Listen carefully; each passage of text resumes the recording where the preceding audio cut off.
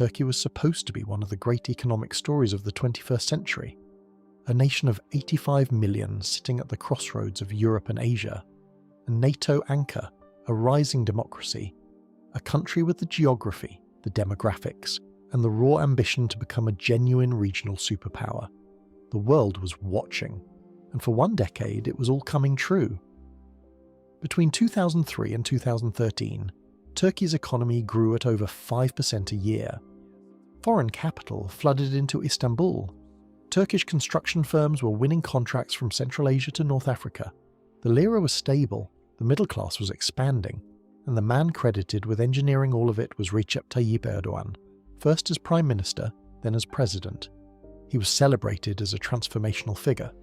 The IMF pointed to Turkey as proof that disciplined reform could rescue a chronically broken economy. Western governments called it a blueprint for what a Muslim-majority democracy could achieve. But something went wrong, not suddenly, not by accident. Today, the Turkish lira has lost over 90% of its value against the dollar since 2008. Annual inflation has breached 80%, and in some months it has hit triple digits. Millions of Turkish citizens have watched their savings dissolve in real time. But here is what the headlines miss. This is not a story about one catastrophic miscalculation. This is a story about 30 years of the same decision, made deliberately by every government that has ever held power in Ankara. To understand why Turkey keeps destroying itself, you have to go back before the miracle. Back before the foreign capital, the construction cranes, and the international applause. Back to a decade that most Turkish politicians would rather you forget entirely. The 1990s in Turkey were a masterclass in institutional chaos. The country cycled through 10 different governments in just 10 years. Coalitions formed, collapsed, and reformed around personalities rather than policies. Every incoming government inherited a treasury that was already on fire, and every outgoing government left it burning worse than they found it.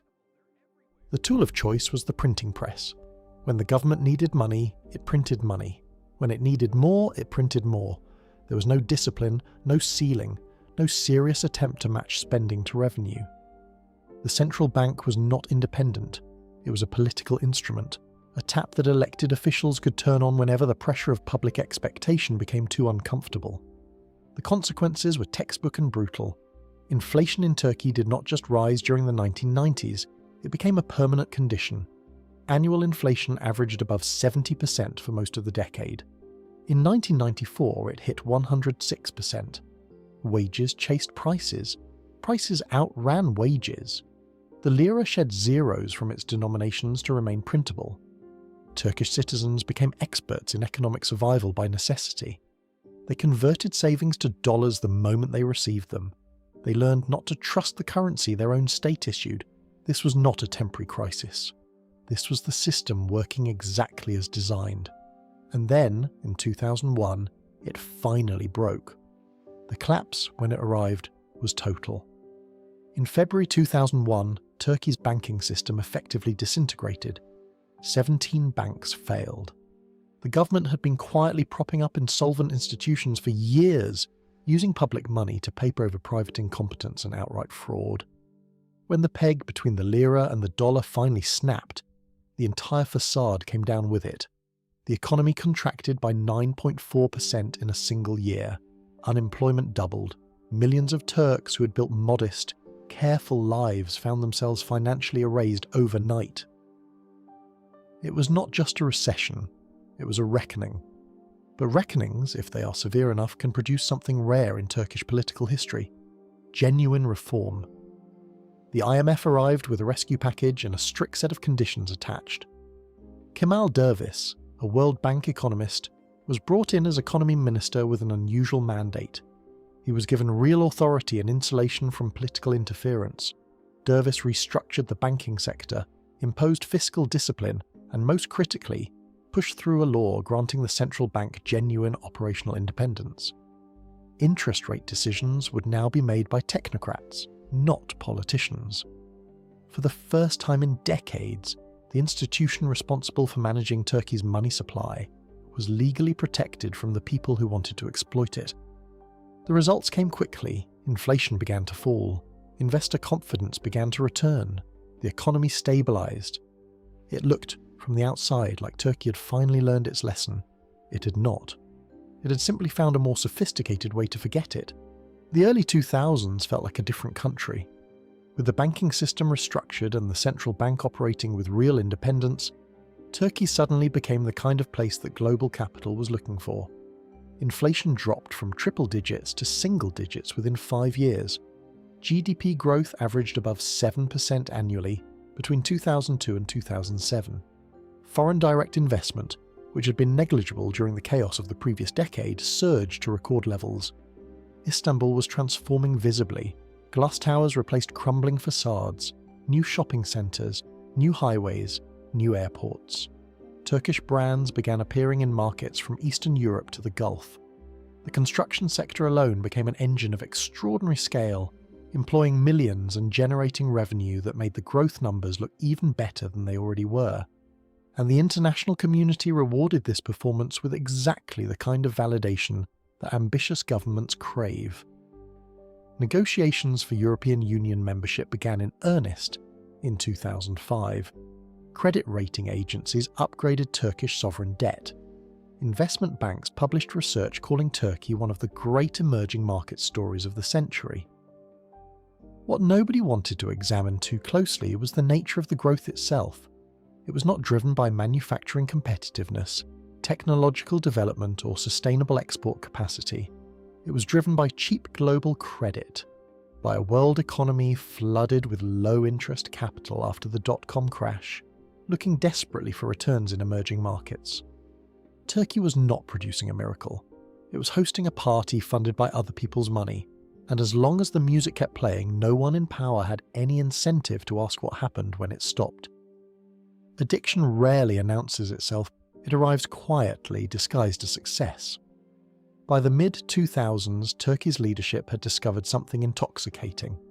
Debt-fueled growth produced visible, photogenic results that won elections.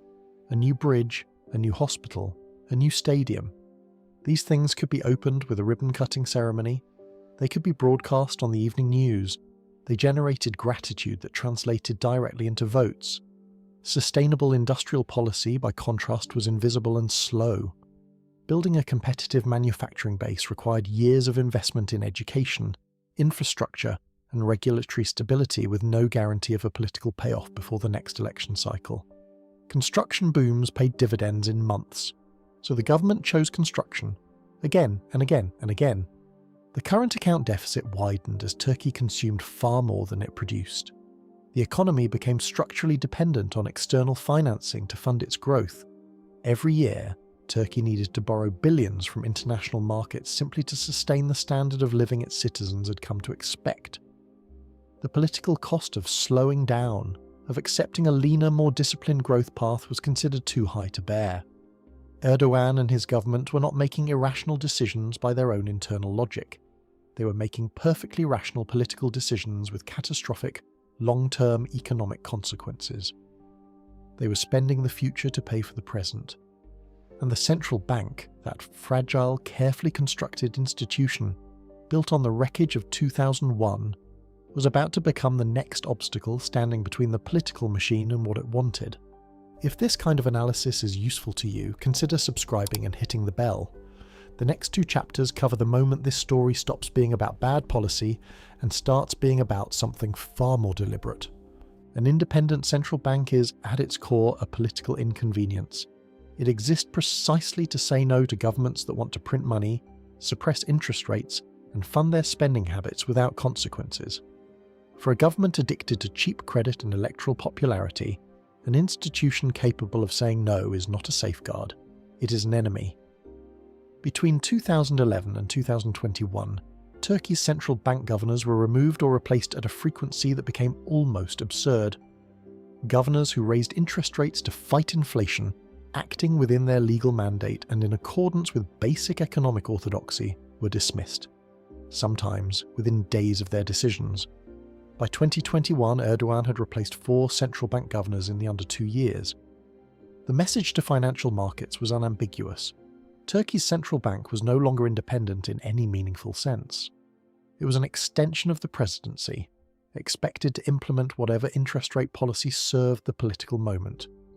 The economic logic being deployed to justify this was extraordinary. Erdogan publicly and repeatedly argued that high interest rates caused inflation rather than controlled it.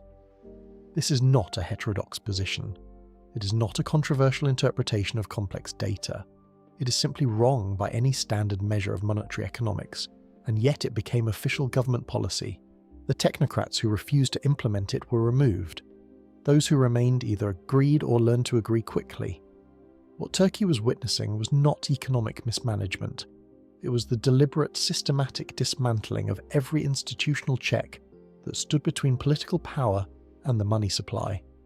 And the lira was about to pay the price. There is a certain kind of political leader who, when confronted with a problem they cannot solve, decides to redefine the problem. Turkey's government did not just attempt this, it industrialized it. The core of the theory was this: if you lower interest rates, you reduce the cost of borrowing, businesses invest more, production increases, and prices therefore fall. It sounds logical in isolation. The problem is that it operates in direct contradiction to how inflation actually works in a currency under sustained devaluation pressure. When your currency is collapsing, lowering interest rates accelerates capital flight. Investors pull their money out to find higher returns elsewhere. The currency falls further, import prices rise, inflation accelerates. This is not theoretical. It is what happened in real time in front of the entire world. In late 2021, as inflation was already climbing dangerously, the central bank cut interest rates 3 times in 4 months. The lira lost 44% of its value against the dollar in a single calendar year. The economists who publicly pointed this out faced consequences ranging from dismissal to criminal investigation. The government began prosecuting individuals for spreading disinformation about the economy.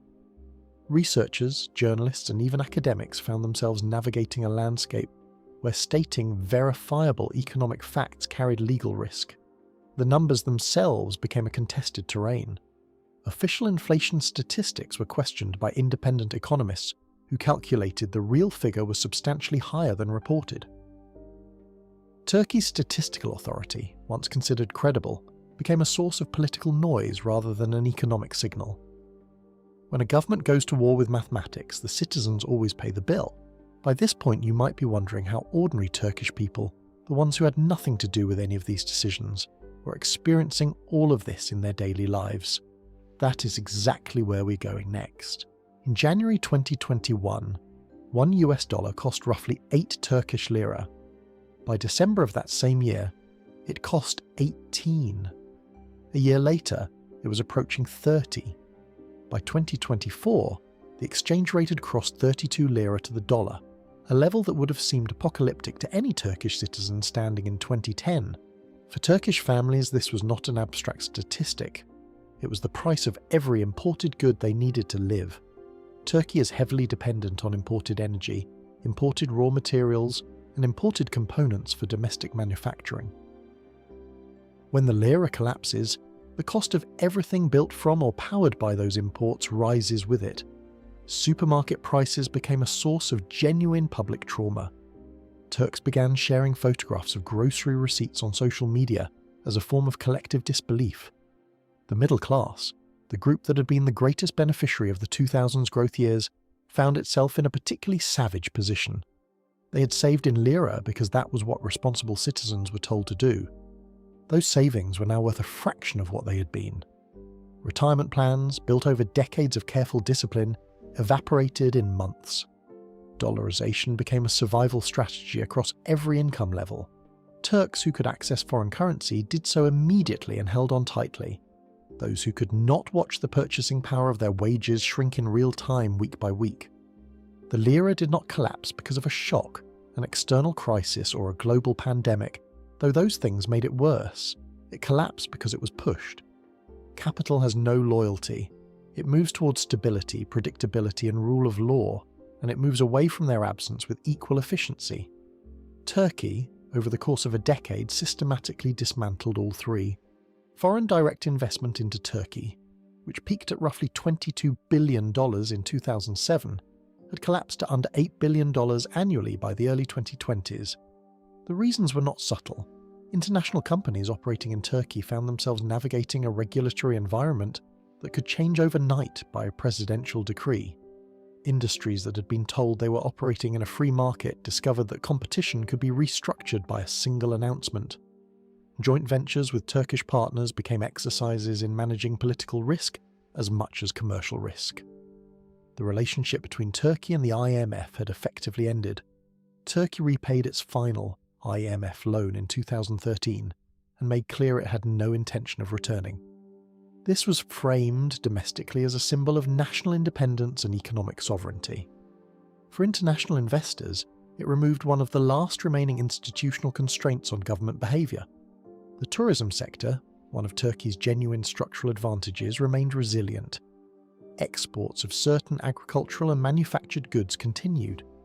But the sophisticated, high-value foreign capital that builds technology industries, financial services, and deep employment pipelines had largely made its exit. What remained was a country still large enough, still strategically important enough, to keep finding short-term financing arrangements. But short-term financing is not an economic strategy. It is a way of postponing a reckoning that keeps growing larger with every postponement. Here is the uncomfortable truth that ties everything together. None of this was accidental. Every government Turkey has had for 30 years, from the chaotic coalitions of the 1990s to the consolidated one-man political architecture of today, has made the same fundamental choice. They have chosen short-term political survival over long-term economic stability. They have chosen the printing press over the hard conversation.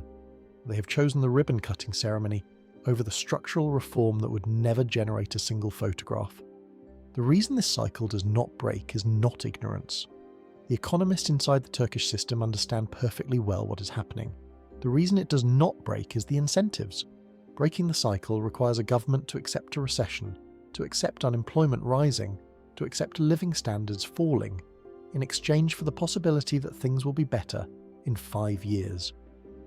No government in Turkish history has demonstrated the institutional will to make that trade. After the 2022 elections, there were brief, cautious signs that orthodox economic policy might return. Interest rates were raised sharply. Credible economists were appointed to key positions. Markets responded positively. Inflation began slowly to fall from its peak. But the structural conditions that produced 30 years of instability, a political culture that punishes short-term pain regardless of long-term gain, an institutional framework that can be dismantled by whoever holds the presidency, and an electorate that has been trained to expect growth without discipline. Those conditions have not changed. The cycle will continue until the cost of continuing it finally exceeds the cost of stopping.